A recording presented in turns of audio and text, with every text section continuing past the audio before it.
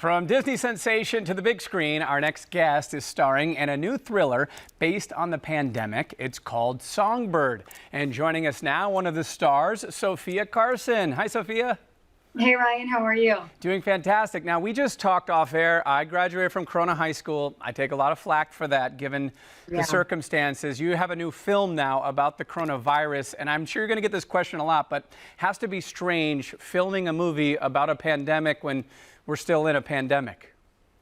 I mean, it was surreal, to say the least. It was, at the same time, however, it was kind of light within the darkness to be able to come together with an extraordinary production team, Michael Bay, Adam Goodman, Adam Mason, everyone involved to create art out of this darkness was pretty extraordinary. But yeah, it was surreal to be on set in the middle of all of this and to tell a story about, or at least inspired by, what we're actually living as human beings. Right, and the film touches on COVID-23, which is the virus and how it mutates in the next 4 years. Tell us a little bit about your character, Sarah.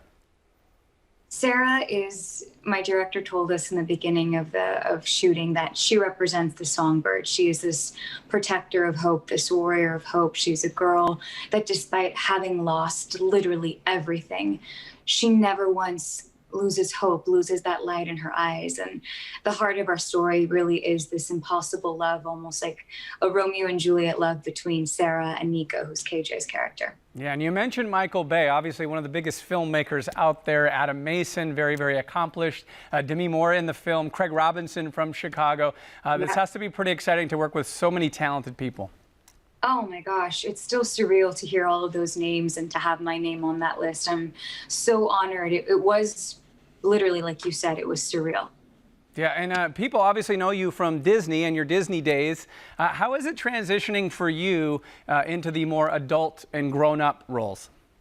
It's been so exciting to kind of grow up with my family, my fan base. You know, when I started in Disney with the Descendants franchise, that became this beautiful phenomenon, and then moving on to the Pretty Little Liars world, and then to Netflix, and now to be a part of, you know, a Michael Bay film, Songbird. It's really exciting to be able to take on different roles that challenge me and that my audience is kind of growing up with as well. Right, very talented singer-songwriter. You have a new music video out. And now, do you have a first love? Is music or is acting, is one of them over the other?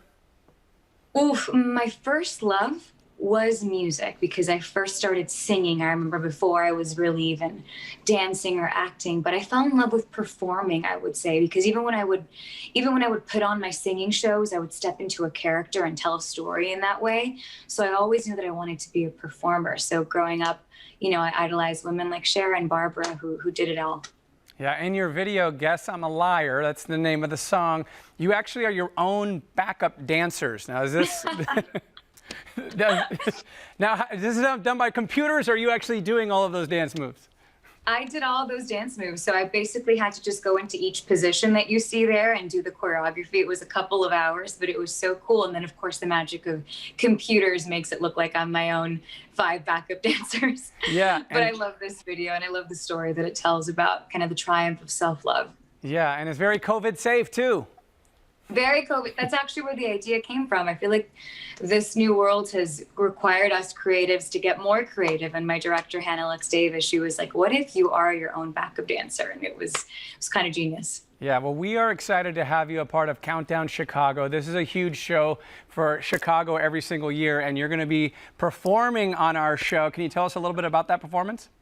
I'm so excited. I love Chicago. I haven't been there in a couple of years, and I can't wait for this to be over and I can go back. But it's actually one of my favorite performances that I've actually done to date. It's of Guess I'm a Liar, and I don't know how much I can give away, but it's really beautiful and artistic, and also soulful in the same way. But I'm really excited to share it with everyone and to kind of end the year with this performance. Yeah, and you mentioned Cher and Madonna. Is this something that you want to continue still doing the music thing and still doing movies? Because now you're really getting those big starring roles.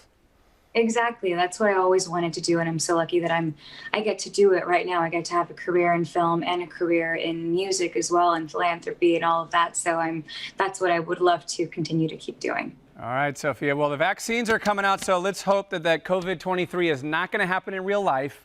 People can watch it on film, and then when we get through all this, you can come see us in Chicago in person. Sounds like a plan. All right, big thank you, Sophia. Songbird is streaming now, and be sure to catch Sofia Carson performing on our New Year's Eve show, Countdown Chicago 2021, right here on ABC 7.